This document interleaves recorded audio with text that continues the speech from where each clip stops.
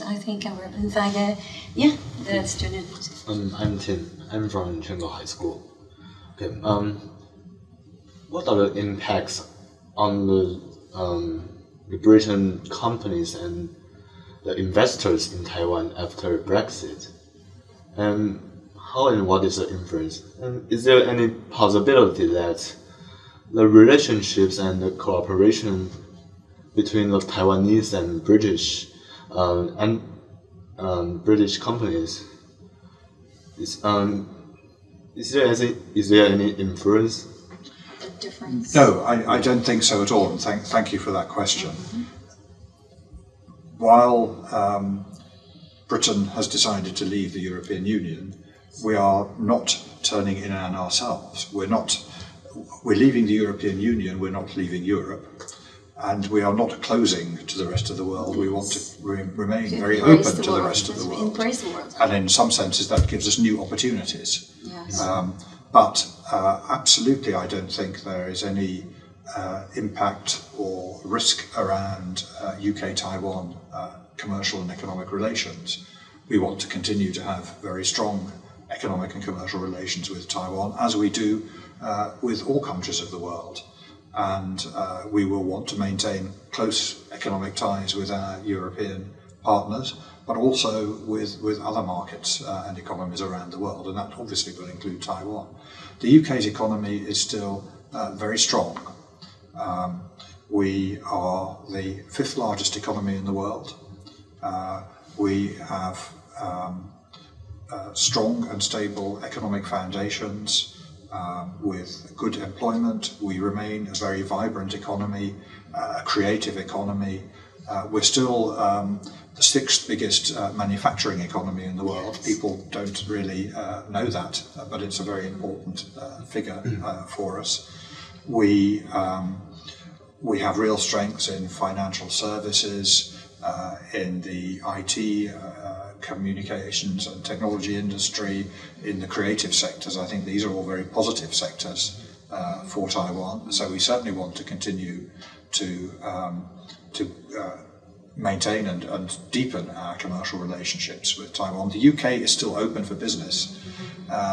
All the factors that made the UK an attractive economy for foreign companies to invest in fundamentally Scottish wine remain. are imported in Taiwan. Scottish whiskey is a yes, massive import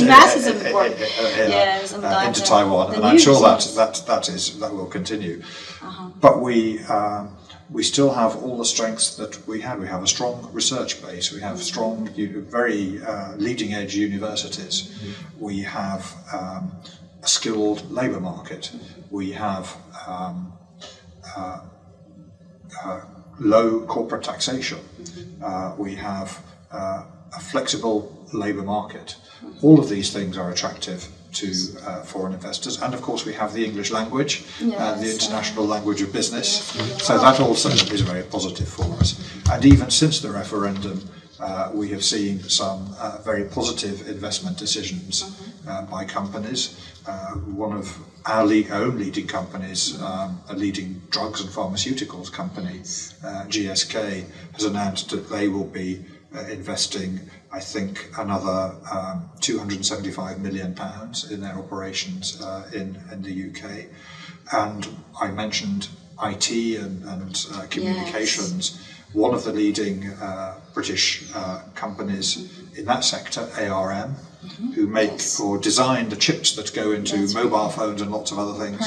The Japanese business SoftBank has made a bid to buy that company for, I think, something like $4 billion. So that shows that there is still confidence in the British economy. And I think that Taiwanese companies can certainly also continue to be confident about their investments in the UK, and we continue to welcome collaboration between British and Taiwanese companies. Really good to hear that. Yes. And my second question is, historically, the Britain seems keeps its distance to the EU countries and playing as a role as a UK's cousin or a neighbor. And I mean, may I say that it's because the foreign policy turned like the splendid isolation? Yeah, this long tradition yes. that really influenced your foreign policy. Always like keeping an arm distance with the other Euro countries, and then would you Well, like actually, to explain I it? disagree with that perspective, Right. and I don't think we have a history of splendid isolation at all. If you look back at our history, we've been very much an open economy, we were colonizers around the world. Some of that is maybe not necessarily a particularly happy history, but we were around the world, we are, like Taiwan, an island, and we survive by trading. We need to trade for our economy to grow. That was the case before the referendum. It is still the case after the referendum. That does not change at all. And we have been members of the European Union since 1973, and we have been full and active members of the European Union.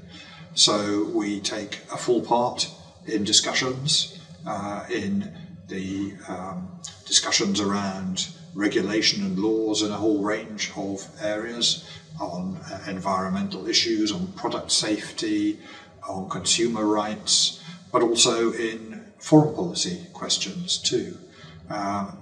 Those discussions are sometimes quite robust discussions, but at the end of the day there is agreement, and the UK always implements the agreements that are reached.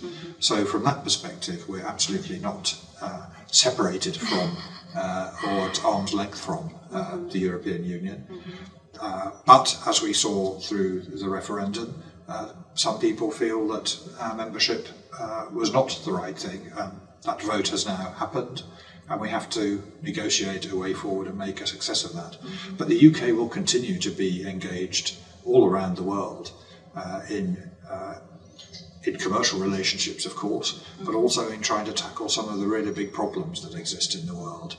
The problems of countering radical Islam, the problems of refugees that we've talked about, the terrible crisis in Syria, the global challenge of climate change, a challenge that perhaps is not so much talked about but is also very important, that potentially affects healthcare around the world, and that's something called antimicrobial resistance.